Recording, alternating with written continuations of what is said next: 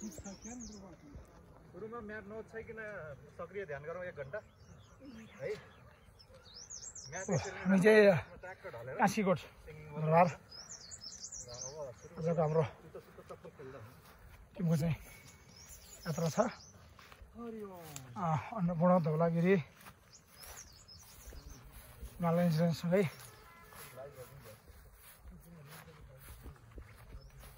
Hello face कस्तो लाग्छ sir?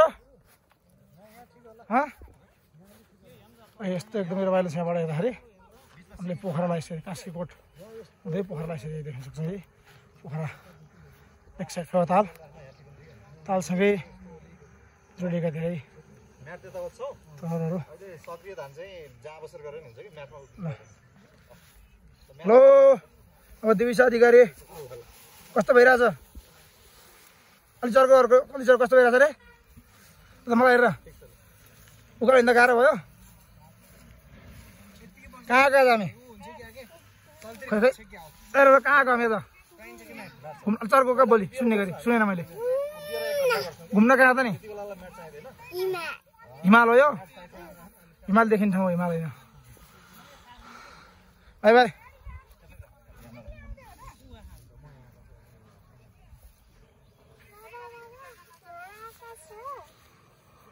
अर्को टोली कता गएन?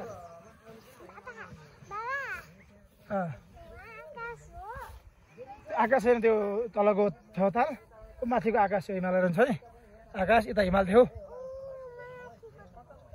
त्यो माथिको आकाश हो।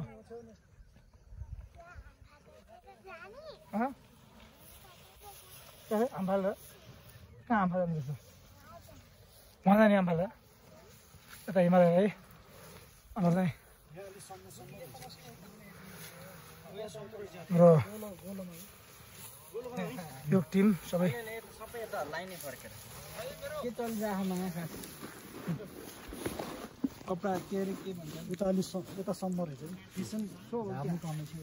हाम्रो सागर थापा भाइ आजको टिम लिडर।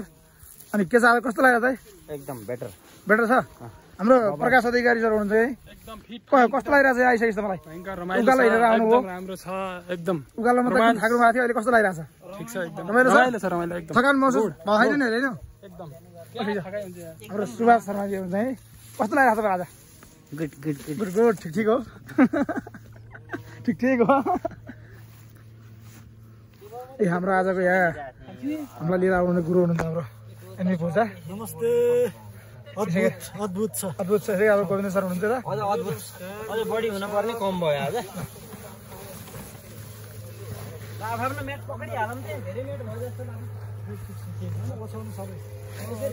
हामी एकदमै यो घाँसे मैदानमा रमाइलो गरिरहेको छौँ, बसिरहेको छौँ है। आजको यो हाम्रो टिमको सह कोअर्डिनेटर हाम्रो गुरु हुनुहुन्छ प्रकाश पन्त। उहाँलाई जहाँसम्म यहाँसम्म यो मार्गमा डोराउनु भएको छ।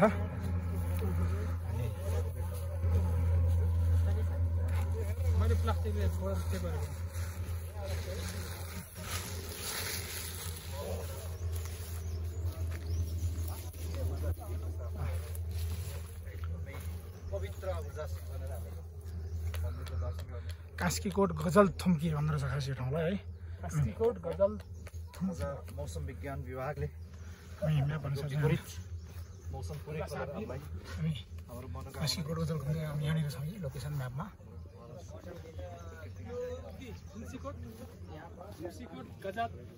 कास्कीकोट हो थुम्सीकोट होइन? कास्कीकोट। उहाँले फेरि नेपाली खासी पढ्नुहुन्न कि बाहिरबाट आउनुभएको। कास्कीकोटलाई थुम्सीकोट भन्नुहुन्छ।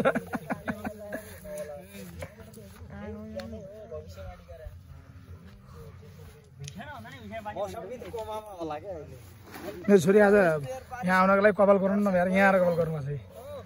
2 बजे त ठुलो पानी परेको थियो है। ल हजुर त्यो सबै ल्याउनुहोस् म्याट ल्याउनुहोस् कहाँ पछ्याउने हो नि सुत्ने हो कि। हाम्रो अझै 2जना दिदीबहिनीहरूको टिम बल्ल आउँदै हुनुहुन्छ तपाईँहरू। 3जना हुनुहुन्छ अझ पछाडि 1जना छुट्नु भएको छ। अझै पछाडि हाम्रो आउँदै गर्नुभएको यो चाहिँ अझ 1जना चाहिँ पछाडि छुटेर सबैभन्दा लास्टमा त्यो बस मात्रै हुन्छ होला अझै।